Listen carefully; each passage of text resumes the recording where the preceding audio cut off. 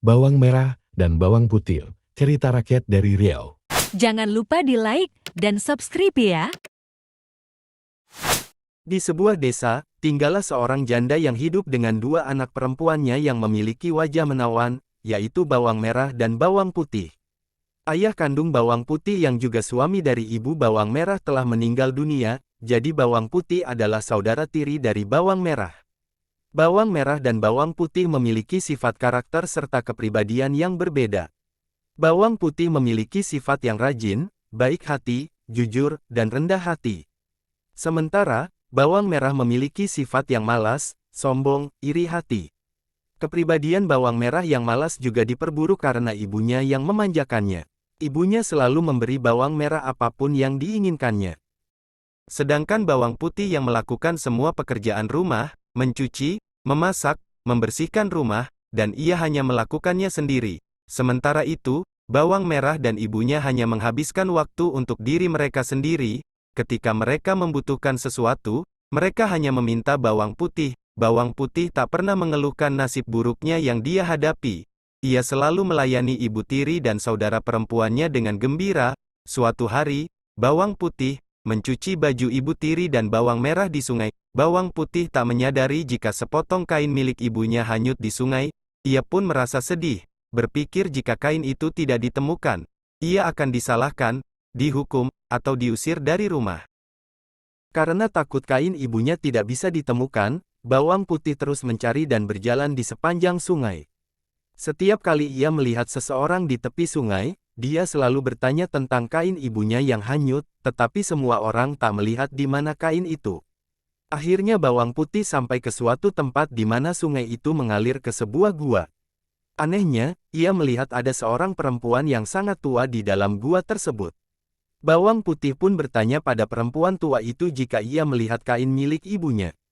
Perempuan tua itu tahu di mana kain itu, tapi ia memberi syarat sebelum menyerahkannya ke bawang putih. Syaratnya ia harus bekerja membantu perempuan itu. Karena sebelumnya ia terbiasa bekerja keras, hingga ia bersedia membantu perempuan tua itu. Saat hari sudah sore, bawang putih pun mengucapkan selamat tinggal pada perempuan tua, kemudian perempuan itu juga menyerahkan kain padanya. Karena kebaikan bawang putih, perempuan tua itu menawarkan hadiah labu. Ada dua labu, yang satu lebih besar dari yang lain. Bawang putih diminta untuk memilih labu yang diinginkannya. Karena bawang putih tidak serakah, ia memilih labu yang kecil. Setelah itu bawang putih kembali ke rumahnya. Ibu tirinya dan bawang merah sangat marah karena bawang putih terlambat. Bawang putih kemudian menceritakan apa yang terjadi. Ibu tirinya masih marah karena bawang putih terlambat dan hanya membawa satu labu kecil. Jadi, ibunya membanting labu itu ke tanah. Prak, dan labunya pun pecah.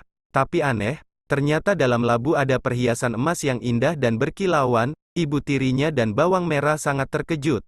Mereka kemudian merasa akan menjadi sangat kaya jika memiliki perhiasan yang begitu banyak.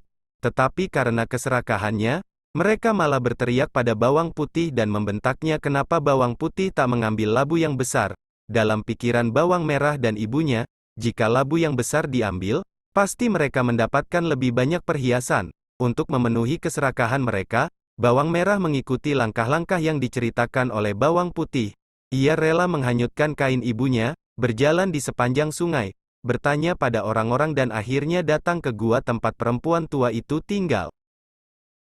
Namun, tidak seperti bawang putih, bawang merah menolak membantu perempuan tua itu untuk bekerja dan ia bahkan dengan arogan memerintahkan perempuan tua itu untuk memberinya labu yang lebih besar. Perempuan tua itu memenuhi permintaan bawang merah memberikan labu yang besar untuk bawang merah. Bawang merah dengan senang hati membawa labu besar yang diberikan perempuan tua, sambil membayangkan berapa banyak perhiasan yang ia akan dapatkan.